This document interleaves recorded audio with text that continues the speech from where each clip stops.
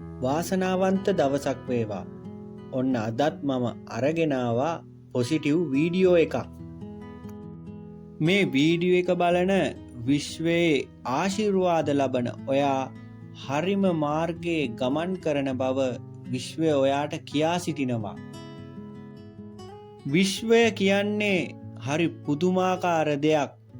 දිනපතා විශ්වයට ස්තුතිවන්ත වෙන ඔයාට ලැබෙන දේවල් ගැන ඔයාට ඉදිරියේදී අදහා ගන්නත් බැරි වේවි. අද මම මේ වීඩියෝ එකෙන් කතා කරන්න යන්නේ වාසනාව ගැන. ඇත්තටම මොකක්ද මේ වාසනාව කියන්නේ? කොහොමද මේ වාසනාව එක්කෙනාගෙන් එක්කෙනාට වෙනස් වෙන්නේ?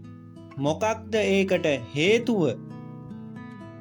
ඒ වගේම වාසනාව ඔයාට ආකර්ෂණය කරගන්නේ කොහොමද කියන මේ හැම දෙයක් ගැනම අද වීඩියෝ එකෙන් මං කතා කරන්නයි ලෑස්ති වෙලා ඉන්නේ. ඔයාට පුළුවන් වීඩියෝ එක ඉවර වෙනකන් බිලිව් ඇන්ඩ් බ්ලූම් එක්ක එකතු වෙලා මේ හැම දෙයක් ගැනම දැනගන්න. මේ විශ්වයේ පණිවිඩය ලබන්න හැමදෙනාටම හැකියාවක් නැහැ. ඉතින් ඔයාට පුළුවන් ගොඩක් සතුටු වෙන්න. ඔයා විශ්වයෙන් තෝරාගත්ත කෙනෙක්. ඔයා ගොඩක් වාසනාවන්තයි. මට හොඳටම විශ්වාසයි මේ වීඩියෝ එක ඇහුවට පස්සේ මෙච්චර කාලයක් ඔයාව අවාසනාවන්තයි කියලා හිතුවනම් දැනුණනම් අද ඉඳන් ඒ දේ වෙනස් වෙනවා කියන එක. ඒ වගේම අනිවාර්යෙන්ම ඔයාට ඕන දේ අවශ්‍ය ජයග්‍රහණ ඔයා අනිවාර්යෙන්ම සපුරා ගන්නවාමයි. ඇත්තටම සාර්ථකත්වයට එහෙම නැත්නම් සස්කස් වෙන්න අපිට ලක් එක එහෙම නැත්නම් ඔය කියන වාසනාව අවශ්‍යමද? සාර්ථකත්වය කියන්නේ හැකියාවෙන් ලැබෙන දෙයක්ද වාසනාවට ලැබෙන දෙයක්ද? මෙන්න මේක තමයි සමාජයේ විවිධ කෙනාගේ ප්‍රශ්නය. හොඳයි, අපි යන් දැන් මේ ප්‍රශ්නයට විසඳුමක් හොයන්න.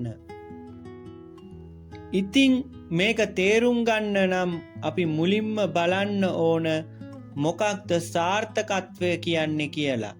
ඉතින් සාර්ථකත්වයත් විවිධ කෙනා තුළ එක අදහස් තියෙන්න පුළුවන්.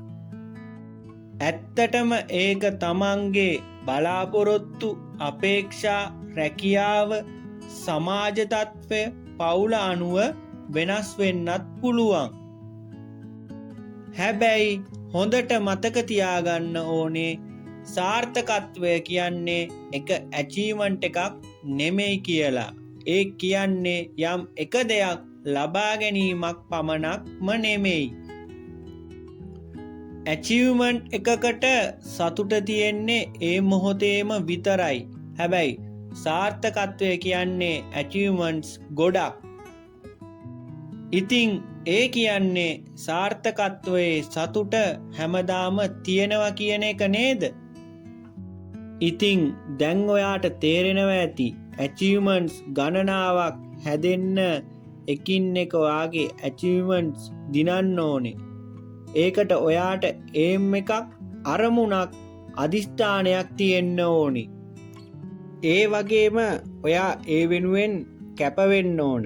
ඒ කැපවීම අනුව ඔයාට ඒ දේ අනිවාර්යයෙන්ම ලැබෙනවා. වාසනාව කියන්නේ හරි පුදුමාකාර දෙයක්. ලක් එක තිබ්බොත් ඉක්මනට දෙයක් ලබා ගන්න පුළුවන්. ඇත්තටම මේක උත්ප්‍රේරණයක් වගේ දෙයක්. ඔයා දැකලා ඇතිනේ සමහර වෙලාවට ඔයා කොච්චර මහන්සි වුණත් අඩුවෙන් වැඩ කරපු කෙනා ඔයාට වඩා ඉස්සරහින් ඉන්නවා. ඉතින් අන්න ඒකට තමයි වාසනාව කියන්නේ. වාසනාව කියන්නේ හරි පුදුමාකාර දෙයක්. ඒක කාටවත් කොන්ට්‍රෝල් කරන්න, ඒ කියන්නේ පාලනය කරන්න පුළුවන් දෙයක් නෙවෙයි. හැබැයි මේ විශ්වයේ ආශිර්වාද ලබන ඔයාට පුළුවන් එක දෙයක් කරන්න. ඒ තමා වාසනාව ඔයාට පුළුවන් ආකර්ෂණය කරගන්න. ඔන්න එතනදි තමයි මේ පොසිටිව් තින්කින් එහෙම නැත්නම් ධනාත්මක චින්තනය වැදගත් වෙන්නේ.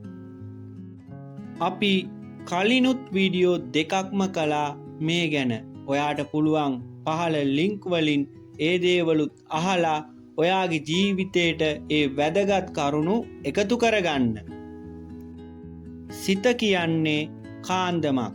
ඇත්තටම මේ කාන්දමට පුළුවන් ඔයා හිතන දේ ලබා දෙන්න. අපි හිතන්නේ මොකද්ද? ඒ දේ තමයි අප ඉදිරියේ ද්‍රව්‍ය බවට පත්වෙන්නේ. ඔයා ධනාත්මක දේවල් ගැන හිතුවොත් ඔයාගේ ජීවිතයට සිදුවෙන්නේ ධනාත්මක දේවල්ම විතරයි. හැබැයි ඔයා හිතන්නේ ඍණාත්මක දේවල් ගැන නම් ඔයාගේ ජීවිතයට එකතු වෙන්නේ මේ ඍණාත්මක දේවල්ම පමණයි. මොකද මේ කාන්දම ඔයාට අවශ්‍ය දේ. ඒ කියන්නේ ඔයාගේ හිත නිතරම හිතන දේ තමයි ඔයාට ලබා දෙන්නේ.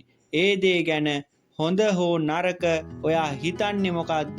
ඒ දේ ඔයාට අනිවාර්යෙන්ම ලබා දෙනවා. අපගේ උපවිඥානික මනස, ඒ කියන්නේ අපගේ යටිසිත හොඳ මොකක්ද නරක මොකක්ද කියලා අඳුරන්නේ නැහැ. ඔයා හිතන්නේ මොනවද? අන්න ඒ දේවල් තමයි අපගේ සිත කාන්දමක් මෙන් අපගේ ජීවිතයට එකතු කරන්නේ. හොඳයි, අපි දැන් යමු මේ හොඳින් හිතන දේවල් ප්‍රායෝගිකව කරන්න. ඒ නිසා හොඳ දේවල් හිතන්න. හරියටම කිව්වොත් මන් දැන් කියන්න යන ප්‍රතිඥා වගේ ඔයත් මාත් එක්කම මේ දේ හෙමින් කියන්න. නිතරම මේ දේ මෙනෙහි කරන්න. ඔයාට පුළුවන් හැම වෙලාවකම. හොඳයි, ඔයත් දැන් මාත් එක්කම මේ දේවල් හෙමින් කියන්න. මම වාසනාවන්තයි. මම බලවත්. මම සාර්ථකත්වය අත්විඳිනවා.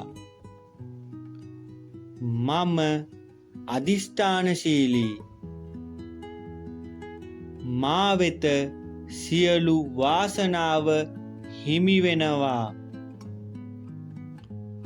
මා වෙත මුදල් ගලාගෙන එනවා.